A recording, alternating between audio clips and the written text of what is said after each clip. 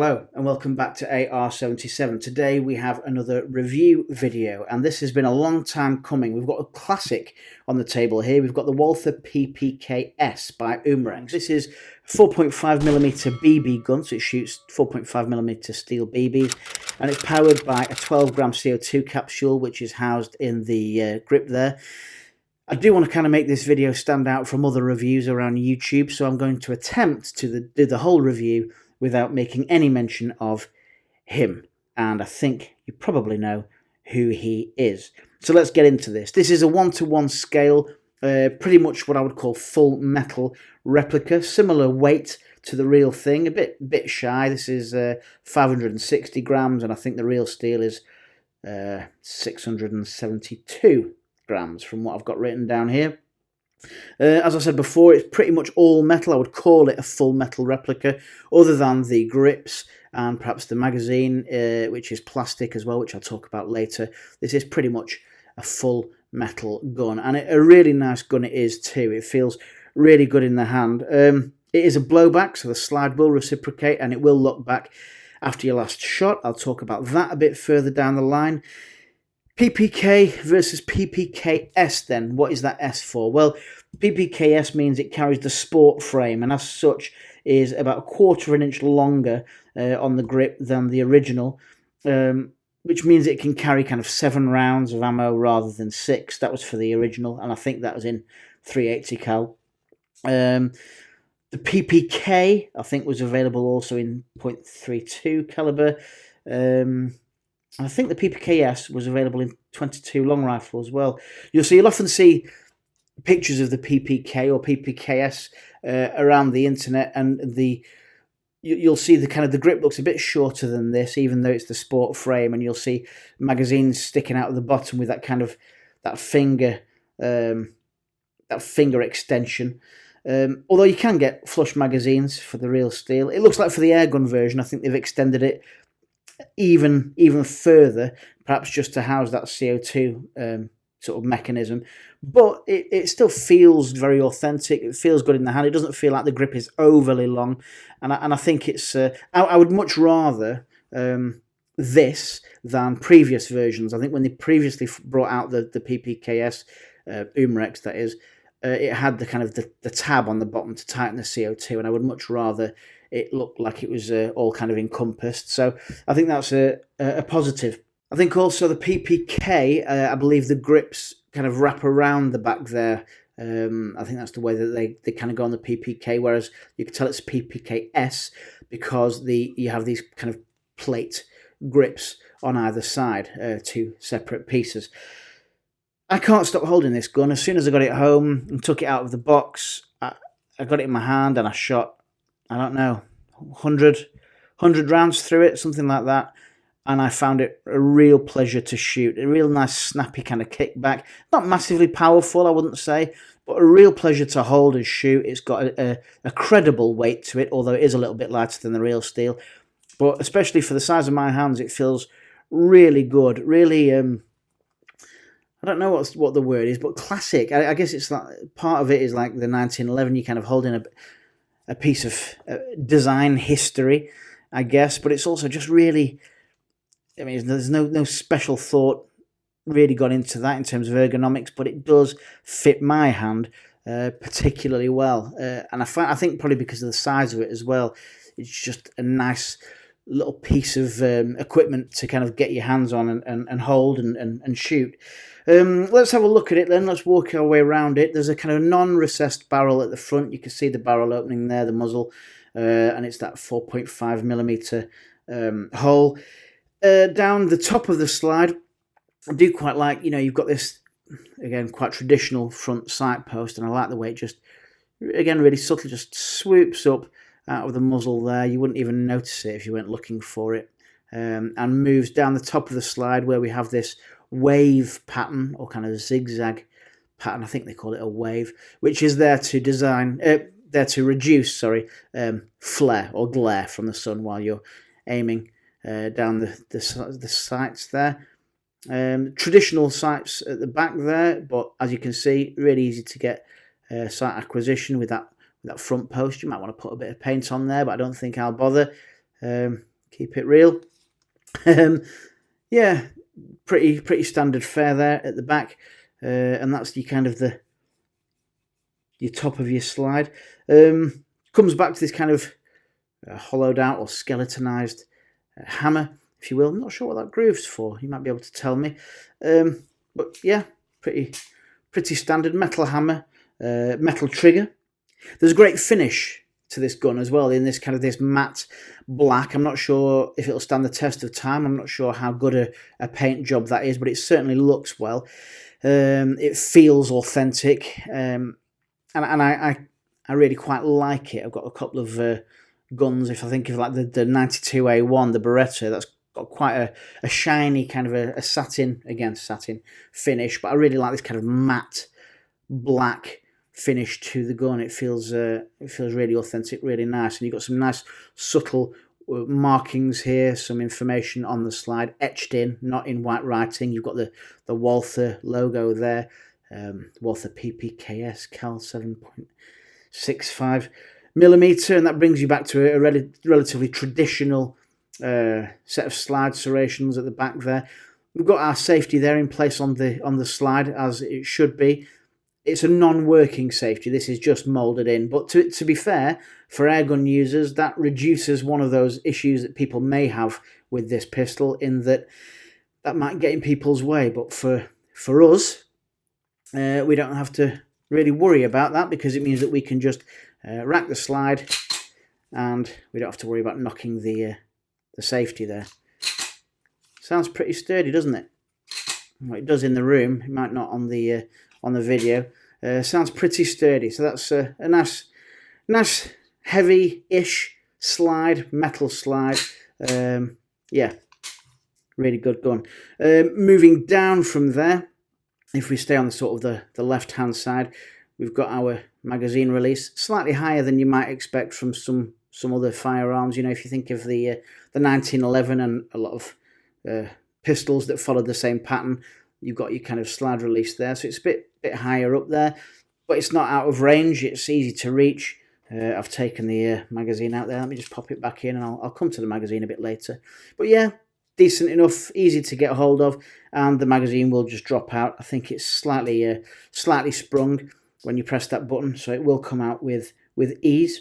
Moving down to the frame here, again, we've got this lovely swooping line here, really classic kind of shape to the gun, really recognisable, often copied by things like the Makarov, and you know, if you look at the what's the pellet gun that Gammo do? I think it's the P25. Very similar styling to the PPK and of course the Makarov, which was, I believe, a kind of derivative of the PPK. So yeah, it's a really classic shape, a really recognisable shape, and that swoops nicely around the bottom of the trigger guard. I'll talk about the trigger guard, because that's not just there for decoration or just to be a trigger guard. But yeah, so that swoops around there. It's really nice. Quite a straightforward trigger. It's a single action trigger as opposed to the original, which I believe was kind of one of the first, how would you describe it, really successful single action, double action pistols. So I believe the first Walther PPK, as it would have been, was a double action, single action. For the airgun here, this is just a single action affair, but that doesn't bother me, because you've got the blowback, so it's only a case of racking the slide for that first shot or cocking the hammer, both of which I really enjoy doing as a replica collector anyway. You do have some ridges on the trigger there, which give it a nice bit of grip for you, and the trigger is reassuringly kind of firm. There's quite a clear kind of wall to come up to just there, and quite a crisp break when the hammer drops. Let me show you that again. Easy to find the wall there, and then a little bit of take up and it drops. Yeah, so it's quite a nice single action trigger there. I prefer a single action trigger, if I'm honest. And the way that works is perfectly adequate and a pleasure to shoot. So the plastic grips here, I guess, you know, it's not a big problem. You know, plastic grips on guns isn't, you know, some people prefer a wood grip or whatever, but you know, traditionally grips might have been made of Bakelite or whatever, or plastic. So it doesn't detract from the kind of the replica element it's down to the quality, and for me, the quality of those grips is perfectly good. It doesn't detract in any way from the gun. They look how they should look. You've got some lovely, again, the Walther marking there at the top of the grip. You've got this really authentic, traditional kind of pattern on the grip that you would find on the real steel. This is kind of a fixing here, like where the screw would fit into, I believe, and that's in the right place. So that's good also. We've got quite nice broad front and back strap here as well. Like I say, when you hold the gun, although it's a small pistol, it doesn't feel tiny or kind of diminutive in your hand. It feels like you've got your hands on something of a decent size, and I think that's partly because of the width of this grip here. So let's have a look at the right hand side. Again, pretty unremarkable, other than the nice touch of etching the caliber information into the kind of exposed barrel there, and it is a kind of cut out ejection port, so that's a nice touch, nice and clean along the slide there. And you've got your again, slightly different to the other side, which they didn't have to do, but you can see that that's the way the screw would go through if it were an authentic grip. Walther marking there. You've got this is your actual safety. I quite like the way they've done this. Although it's not authentic, it works quite well. You just flick it down for safe, which is nice and easy in the way it should be, but you can't just push it back up to fire. You have to just push it down a little bit like that, and then it'll move up towards that F marking there. So again, nice and subtly done. Apart from this red dot here, which I also think is really nice. It's not just a dot of paint in a dip in the frame there. It's a separate looking piece. Or if it is molded, they've kind of etched around it and they've painted it separately. So I think it looks really good actually. So right hand side, as I said before, pretty unremarkable, but nice and subtle and credible to the real steel. Again, I like that safety. I don't mind it at all. In fact, if I compared that to the where's the other gun that I had on the table? Yeah, let me just take that off a second. In fact, I'll leave it there so you can see that. And if I bring in the this is the PX4 Storm, they've got this kind of faux safety well, that is the safety on the slide here, but that's obviously molded in. This is the Umarex safety, and again, it's fair enough. It's pretty good, easy to put it on safe. You have to push these back and click it up to put it on fire, but it detracts a little bit because it's nothing like what you would see on the gun. This is nothing like what you would see on the gun, but it's subtle enough. In terms of accessing it with your finger, if you're left-handed, it's probably in a really good place for you, although I can't do it with my left hand. I can do it with my right hand. Maybe I'm just not dexterous enough with my left hand there.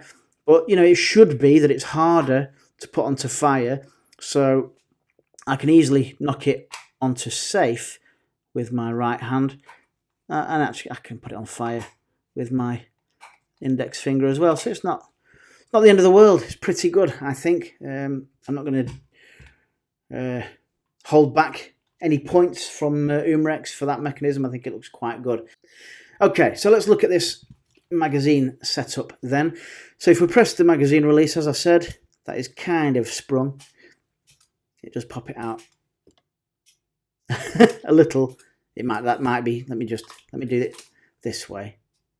Yeah, it is slightly sprung, but it's mainly reliant on gravity. But you've got a nice bit to grab hold of there at the front of the magazine, and it is a pretty cheap plastic stick magazine. I don't think there's any problem with that, other than the fact that they only hold 15 rounds. So you're going to want some duplicates. You're going to want a few of these, and here in the UK, these cost around and about a tenner. I think you can get packs of 3 for about 25-30 quid. So it shouldn't break the bank, but I think you will probably you will use them if you have them. Get a few, get them loaded up, and it'll just add to the sort of pleasure of shooting the gun.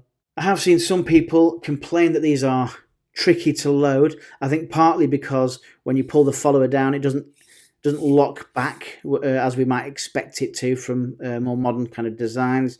But do you know what? They don't all lock back. I think the problem is because this is kind of you can get right through there. You could pull that back and drop a BB straight through, and that seems to be an issue for some people. I've not found that, if I'm honest. What I tend to do is just I pull it back, I hold it back, and I put my BBs in. What I tend to do, some people put a finger behind to make sure they don't fall through. I haven't found that I've needed to do that. I just hold it kind of vertically, and then I drop the BBs in, and they just drop nicely down into it without falling out of the back. If you hold it vertical anyway, you shouldn't really experience any problems. I think the biggest criticism with this is that it's kind of because it's two pieces and it's kind of split down the middle. I don't know yet, but whether that stands the test of time, I don't know. But I think it's pretty straightforward. It does what it needs to do. Yes, I would prefer a full-size drop-out metal magazine, but these are adequate and they are cheap and relatively easy to replace. As I said before, they take 15 rounds of ammunition each, which is kind of double what the real steel would take. In terms of loading the CO2, couldn't be simpler. We've got this really nicely sized thumb hole in the bottom there. Some of the guns that have these, they're kind of tiny. Unless you've got nails, you might struggle, but this is decent enough. You can get your finger right under there and it comes off nice and easily. And what you'll find when you get it, because I picked this up in the shop and I took the gun and it sounded like it was rattling, and the guy in the shop reminded me what I'd seen on other reviews, which was that this comes with a separate piece here, which in the box kind of usually sits in the magazine there, and that is your Allen key or your hex wrench or whatever you want to call it for tightening your CO2. So it's a separate piece, just like if you got an Allen key or whatever with any other gun. It's good, I think, because that used to sort of sit there and be a separate piece sticking out of the bottom of the gun. I would much rather they had this extended kind of grip and a separate piece. I don't tend to keep it in there when it's in its box, just because I don't. I don't want it knocking against the valve and stuff like that. I don't think it'd make any difference really, but I do tend to keep it separately, but within the box itself. I've put mine in one of these little bags just to keep it, I suppose. So that's entirely up to you. In terms of CO2, couldn't be easier. Just undo your screw like that. Drop in your CO2, and I would drop it in bottom first, like that. I think if you put the top in first, it won't just find its way, as you can see. So yeah, drop it in bottom first and it'll find its way like that, and then tighten that up. When I just have to loosen that off to take it out, because that's an unpierced CO2. When I first got the gun and I put the CO2 in and I tightened it, yes, I did have a bit of silicone oil on the top of the canister, which probably helped. But I noticed no hiss whatsoever, which is always a really nice sign. If it kind of indexes nicely in there and pierces with no hiss or anything, it's nice. At first you kind of go, oh, has it even pierced? But it had, so that's good. It works as it should do. And with these metal clips here on the grip, that does clip nicely back in place with a nice reassuring click. Now when you're shooting this gun, it does tend to favour blowback over power. It's not a particularly powerful gun. I've put the stats up already, so you'll have to sort of go back and have a look and see what the claimed feet per second is. Whatever the claimed feet per second is, you can assume that it's perhaps going to be a little bit lower than that, particularly in the UK where we don't always have the warmest of conditions. But still adequate as a replica airgun, good for shooting at targets, good for shooting at cans. You're going to have a load of fun shooting that gun, even though the CO2, as I said, does tend to favour the blowback rather than power. For me, as a replica collector, although I like to shoot stuff, I would probably say I prefer the feel of a snappy blowback than the gun being really powerful. I'm not using it for anything where power is essential. I'm not shooting it over great distances, usually 10-15 meters at the most. So as long as it'll reach that far, then I'm okay. And even if it's not that far, I can treat it as a short range gun, shoot it indoors. For this one, you're okay. It's not the most powerful, as I said, but it does feel, again, as I said, really nice to shoot because of that kind of realistic, credible blowback action. And the slide will lock back after the last shot. So once you've fired your last round, the slide will lock back like that. But you'll notice there's no slide release on this gun on either side. So what you'll have to do is, at that point, you'll have to drop your mag, which you would be doing anyway, and then you can just release the magazine like that and you're ready to go. If at that point you wanted to just drop the trigger, you'd have to kind of hold on to the trigger. Let's see, hold on to the trigger. We're unsafe. Good boy.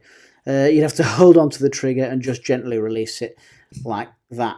So no big foul. It's just you get so used to having a slide catch and kind of clicking that slide shut when it's back, but you can't do that with the Walther PPK S. Okay, this gun can be field stripped. What you would need to do is obviously make sure your magazine is out of the bottom there, and it's a little bit fiddly, so I'm going to attempt to do it on camera, and we'll see how we go. So what you would do is you would pull down the, in fact, you would pop it on safe, then you would pull down this trigger guard here and kind of hold it out of the way, or some people recommend you just sort of rest it against the frame, at which point it's dead easy to bring that slide back and it comes up and over like that and comes off the front. So that's very straightforward to do. What I would say is this kind of barrel housing here, this isn't obviously the actual barrel, but this housing, this is a kind of a plastic sleeve, and what can happen is as you sort of move the metal barrel forward over that to take it off, the edge of the muzzle there can just catch on that, and it can start to shave a little bit of the plastic off the top as it's moving forward over it. So you might just want to be careful about that. But as you can see, you can get into your slide. You can see in there it's very little going on there, and you've got this kind of fixed barrel there. In terms of lubricating your slide and things like that, not much more you would need to do other than take that slide off.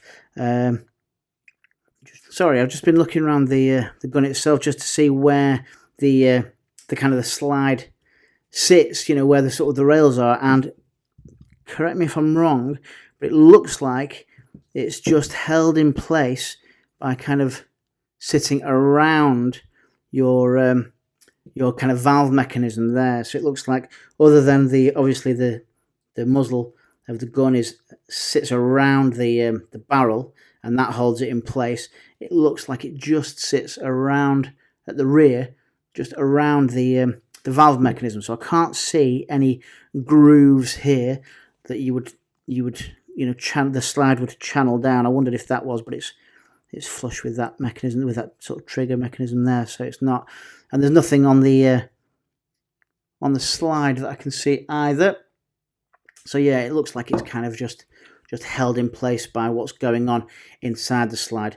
Again, please correct me if I'm wrong. Like I say, it's always my excuse. I'm not an expert. Okay, so to put it back on, you just put your slide back over like that, and it should slot quite nicely back in place. Bit cack-handed there, but it's gone back on, and you can, when you're not unsafe, pull that trigger and you are good to go. Very nice. Let me put the magazine back up and we'll do a bit of a summary.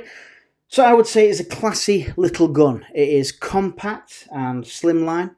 I could compare it to, You know, the 1911 as being another slimline gun. I could compare it to a Glock 19 as a more modern pistol of a similar kind of size. I could compare it to the SIG P365 because this would have been at some point one of the most compact kind of carry pistols available for people who are entitled to do that.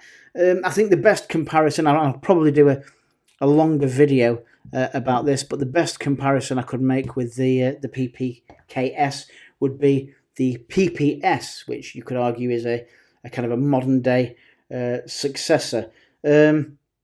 Both really nice guns. This I got for £100 in the UK, so that might vary where you are or where you are even in the UK.